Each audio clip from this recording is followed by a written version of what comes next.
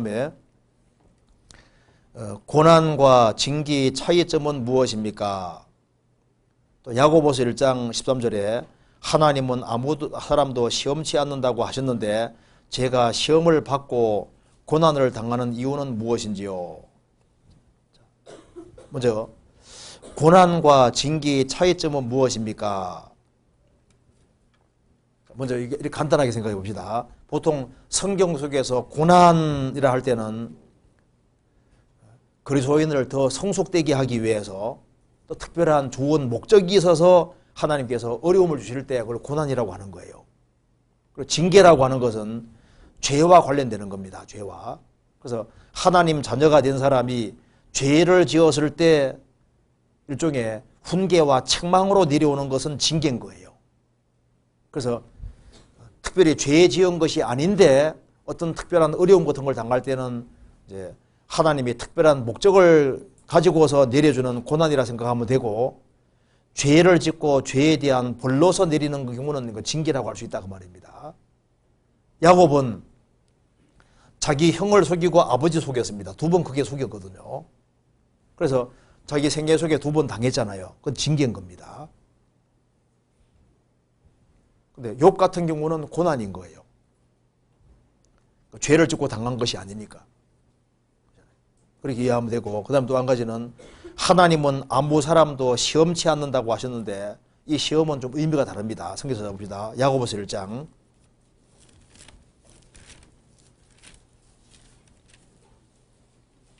13절입니다.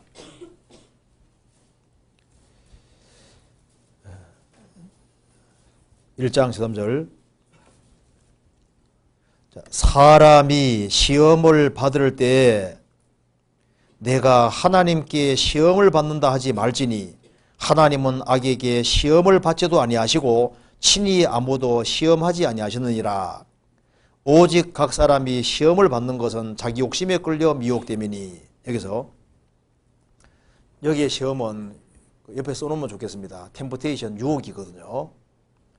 사람이 유혹을 받을 때 내가 하나님께 유혹을 받는다 하지 말지니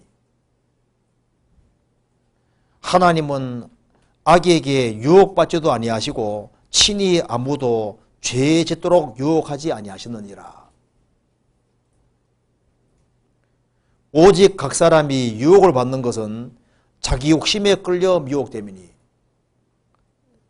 자기 욕심에 끌려서 유혹되는 거예요. 그러니까 하나님은 어떤 사람도 죄에 짓도록 유혹하지 않으십니다. 그런데 하나님은 테스트는 하셔요.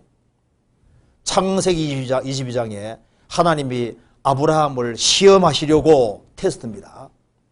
하나님을 정말 사랑하는 여부를 알기 위해서 독자 이삭 바치라고 시험했다고 되는데 테스트입니다.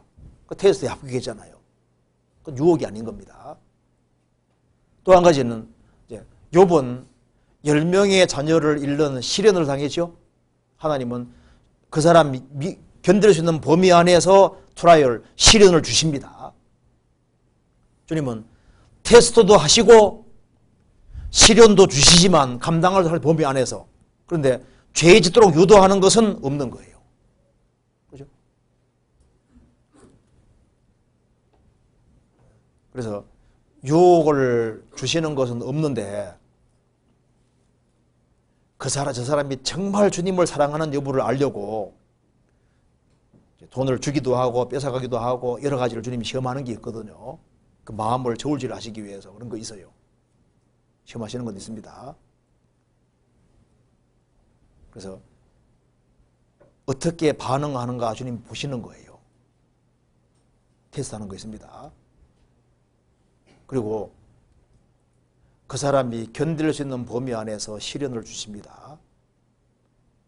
어느 사람, 너 나 순교시키면 어떡하나 걱정하지 말아요. 아무나 순교하는 게 아닙니다. 어느 사람 생각해요.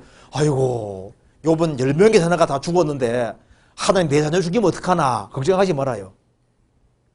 주님께서 그 사람 견딜 범위 안에서 주시는 겁니다. 아무 사람에게 주시는 게 아닙니다. 그래서 이렇게 정리하면 되겠습니다.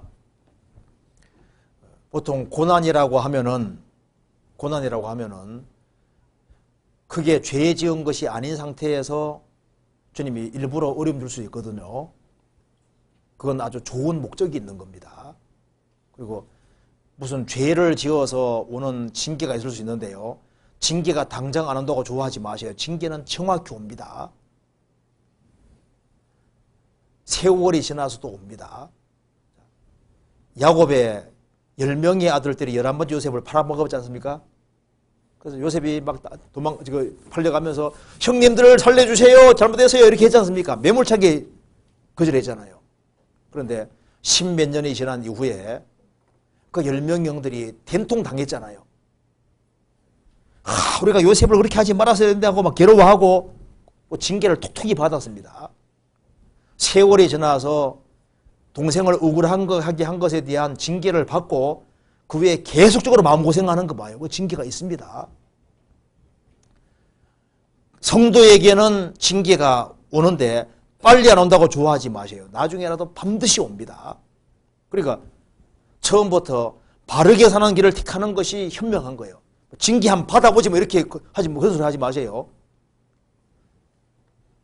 하나님은 책찍질을 하신다. 그 책찍이 얼마나 아픈데요.